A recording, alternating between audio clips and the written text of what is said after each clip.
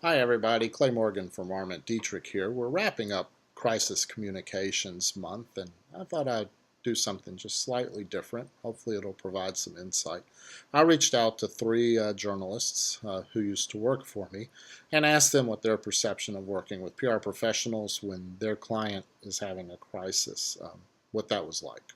The three professionals I talked to are at very different stages in their careers. One, Christopher Merchant, is fairly new. He's been out of college for a year or so, maybe a year and a half.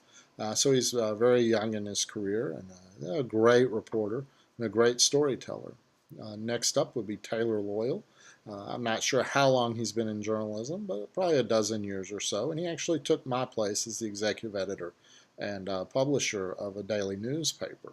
And then finally, I talked to Sandy Soot. Sandy, we're not going to say how long she's been in journalism because that might be a little revealing of her age. But she has worked in lifestyle, she's worked in news, she's covered crime, city government. She's led teams that have covered just about everything you can cover in journalism. And I've often relied on her judgment when it came to our coverage of particularly sensitive news situations. So anyway, here are a few thoughts that they have, and we'll see if you glean anything from it.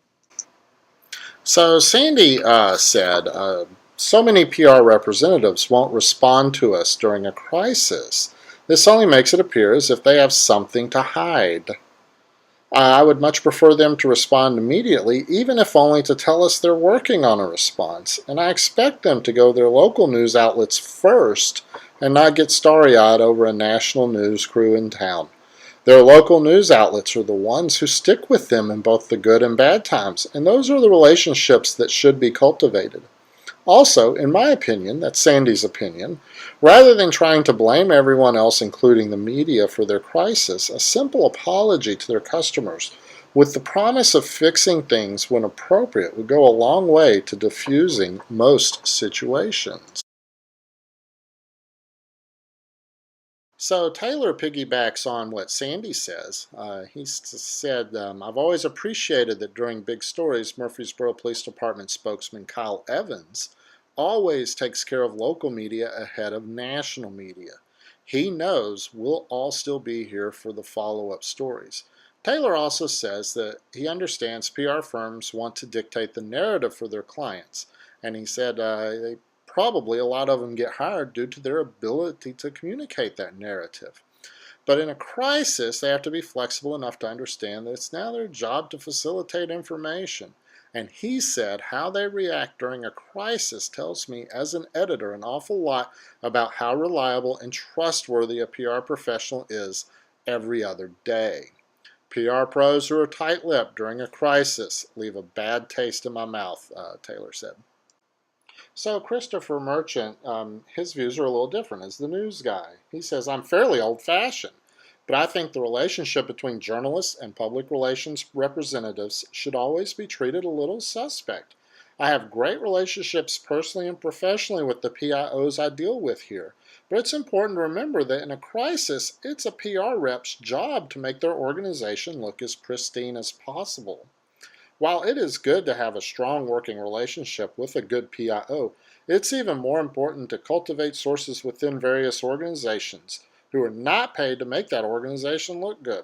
That's true even if your sources will only talk to you off the record. A PIO with the police department may issue a statement to you in a timely manner when you ask about an officer who might have been fired for buying drugs. An officer within the department may call you and tell you his colleague is under investigation on drug charges. The difference may seem slight to some, but to me it is always better to be a few steps ahead than to be getting information with everyone else at a press conference. This is especially true during a crisis. If you just need an official comment from the police, a PIO is fine. If there's a fire, murder, manhunt, or giant flood in Nashville, PR people for emergency responders will often lace their rhetoric with pro-organizational talking points and avoid answering tough questions. This isn't always the case, but it happens more often during times when the organization is likely to look bad. So there you have it, the perspective of three journalists who are actively working out in the field today. what they think about working with PR people, particularly during crisis situations. I hope there's something to be gleaned from it, and I hope you enjoyed this little video. Have a great Labor Day weekend, everybody.